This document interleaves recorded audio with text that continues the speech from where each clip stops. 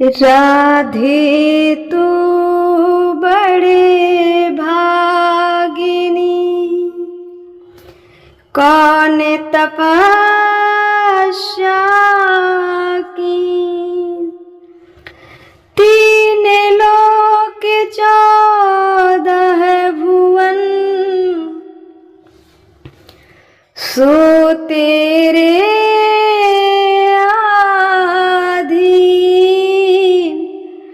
सो तेरे आधीन। राधे मेरी माते, पिता मेरे घनश्याम, इन दोनों के चरणों में मेरा कोटि कोटि प्रणाम, मेरा कोटि कोटि प्रणाम। प्रेम से बोलिए श्री भागवत भगवान की जय, कृष्ण कन्हैया लाल की जय, जय जय श्री राधे श्याम। परम मंगलमय प्रातपर अखिलेश्वर अखिल ब्रह्मांड नायक प्रातपर परब्रह्म भगवान श्री कृष्ण की वांगमय प्रतिमूर्ति श्रीमद् भागवत महापुराण की कथाएं सुनने वाले सभी श्रोतागण भक्तगण, YouTube के माध्यम से सुनने वाले सभी श्रोतागण भक्तगण को जय जय श्री कृष्ण, जय जय श्री राधे। आप सभी का जीवन आनंदमय हो, खुशियों से भरा रहे। आप सभी अपने जीवन में खूब नाम और तरक्की कमाए। इन्हीं शुभकामनाओं के साथ मैं कथा में आगे बढ़ूंगी। जैसा कि कल की कथा में आपने सुना कि काशी जी जाओगे तो ज्ञान मिलेगा, काशी जी जाओगे तो ज्ञान मिलेगा, अयोध्या जाओगे तो भक्ति मिलेगी, वृंदावन जाओगे तो वहां विशुद्ध प्रेम प्राप्त होगा। ये प्रेम की धरती है, वृंदावन प्रेम की धरती है। इसलिए वहां कन्हैया भगवान के रूप में नहीं, वहां इंसान के जैसा गोप ग्वालों के संग रहते हैं। इसलिए क्या कहूँ, वृंदावन की महिमा बखानी नहीं जा सकती है, बखानी नहीं जा सकती है। वृंदावन की महिमा अग्रम पार है, वृंदावन की महिमा अग्रम पार है। भक्तों, क्या क्या कहें, क्या क्या ना कहें। इसलिए एक बार भ्रमण करके देख लीजिए, एक बार भ्रमण करके देख लीजिए और भगवान से प्रेम कीजिए, भगवान से प्रेम करना सीखिए। ये भगवान से क्या करना है, अब सिर्फ प्रेम, सिर्फ प्रेम, सिर्फ प्रेम करना है भगवान से। अब कोई इसमें पूछता है कि भगवान को पहले पुष्प चढ़ाएं कि पहले आरती करें, पहले भोग लगाएं, क्या करें, क्या करें। ये पूजा जो आप लोग कहते हैं कि भोग लगाए, पहले क्या करें, ये फॉर्मेलिटियां हैं। कब तक इनके पीछे भागोगे, कब तक इनके पीछे भागोगे, कब तक ये कहोगे कि हम पहले भोग लगाएं कि घंटी बजाएं कि आरती करें कि क्या करना है। पहले प्रेम कीजिए, प्रेम करने से फिर पहले नहलाओ या पहले नहलाकर पोंछकर कपड़े पहनाओ, भोग लगाओ, आरती उतारो। ये जो विधान है, बाद के विधान है। पहला प्रेम, सबसे पहला प्रेम है। प्रेम होगा तो आप पहले कुछ भी करेंगे, उससे भगवान को नाराजगी नहीं होगी। भक्त जो करता है भगवान उसमें प्रसन्न रहते हैं। भक्त जो करता है उसमें भगवान प्रसन्न रहते हैं। आप सभी प्रेम कीजिए पहले। क्या कि सदन कसाई की कथा तो आप सभी सुने होंगे ना। सदन कसाई शालिग्राम जो पत्थर के होते हैं उसे क्या किलो मानकर उसे मांस तौलता था, फिर भी भगवान प्रसन्न थे कि नहीं? क्यों? क्योंकि प्रेम करता था। उनका भी कथा मैं कभी सुनाऊंगी, पर यहाँ लंबा हो जाएगा ना, इसलिए तो प्रेम कीजिए। और प्रेम की निशानी क्या है?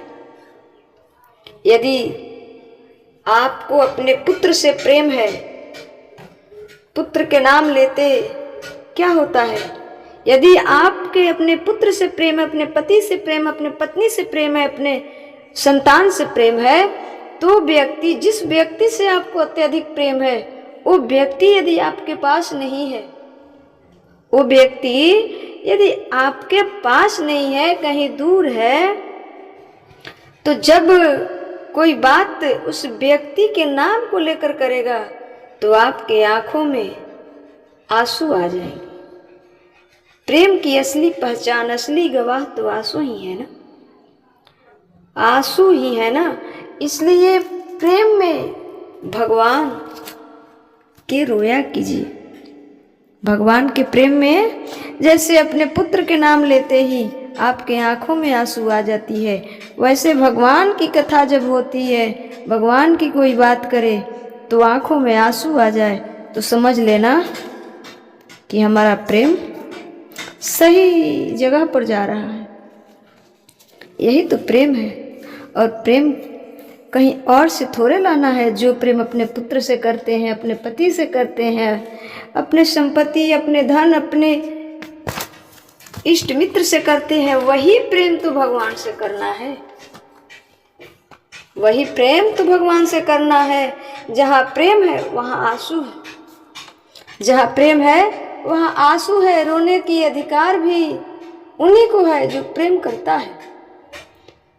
जिसके लिए हृदय में गोविंद के, जिसके हृदय में गोविंद के लिए प्रेम है वो रोएगा, और जिसके हृदय में गोविंद के लिए प्रेम है ही नहीं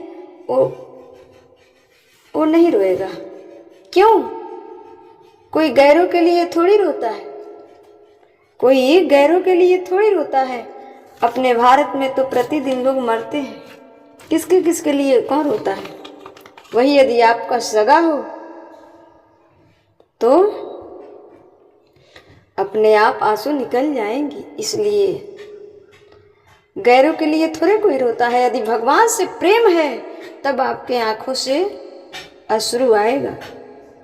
यदि प्रेम है ही नहीं तो क्यों रोओगे? कोई गैरों के लिए थोड़ी रोता है, बताओ? कोई किसी के लिए रोता है तो अपनों के लिए रोता है, हाँ या ना? गैरों के लिए नहीं रोता है। किसके लिए रोता है लोग? अपनों के लिए। किसके लिए रोया जाता है? बोलो, अपनों के लिए। यदि अपनों के लिए रोया जाता है ना, तो गोपी के लिए, गोविंद के लिए रोया कीजिए। गोपियाँ क्यों रोती थी भगवान के लिए? क्योंकि भगवान अपना है। कन्हैया कन्हैया नाम लेने पर ही उनके आंखों से आंसू क्यों निकल पड़ते? क्योंकि कन्हैया अपना है। कन्हैया अपना है तो अपने के लिए रोया जाता है, तो गोविंद के लिए भी रोया करो, क्योंकि वो अपने हैं। यदि हम नहीं रोते इसका मतलब हमने उन्हें गैर माना है।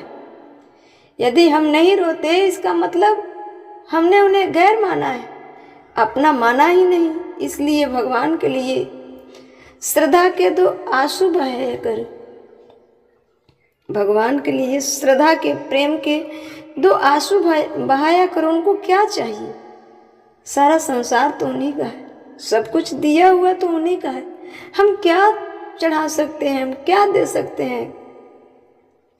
हम अपने गोविंद को क्या दे सकते हैं? बस दो आंसू और दोनों हाथ जोड़कर जो हम अपने सर झुकाते हैं यही दे सकते हैं। उसके बाद तो जितना फल फूल जितना देते हैं सब उन्हीं का दिया हुआ देते हैं, सब उन्हीं का दिया हुआ देते हैं। इसलिए श्रद्धा के दो आंसू बहाया करो। इसलिए कोई भी भक्त का इतिहास उठाकर देख लीजिएगा, कोई भी भक्त का इतिहास उठाकर देखिएगा, सारे भक्तों ने रोकर ही गोविंद को पुकारा है। सारे भक्तों ने रोकर ही गोविंद को पुकारा है। भगवान को और चाहिए ही क्या, भगवान को और चाहिए ही क्या, बस प्रेम के दो आंसू, प्रेम के दो आंसू चाहिए, और क्या चाहिए। सब तो उन्हीं का है ना, सब उन्हीं का दिया हुआ प्रसाद है। इसलिए पहला प्रेम भगवान से अत्यधिक प्रेम होना चाहिए। ऐसा प्रेम होना चाहिए कि रहा न जाए। हम जिस दिन कथा नहीं सुनाए, हम जिस दिन भगवान की सेवा ना करें, जिस दिन देखे ना, उस दिन हमें रहा न जाए। ऐसे विशुद्ध प्रेम होना चाहिए, ऐसे विशुद्ध प्रेम होना चाहिए। जिस दिन किसी काम बस यदि भगवान की सेवा छूट जाए तो उस दिन आपके मन में ऐसा हो कि हमारा दिन आज अधूरा चला गया। दिन नहीं गुजरता है, मन नहीं लगता है, तब मानो कि सच्चे प्रेम के मार्ग पर चल रहे हो, सच्चे प्रेम के मार्ग पर चल रहे हो। इसलिए भगवान से प्रेम, सिर्फ और सिर्फ प्रेम चाहिए। जिस दिन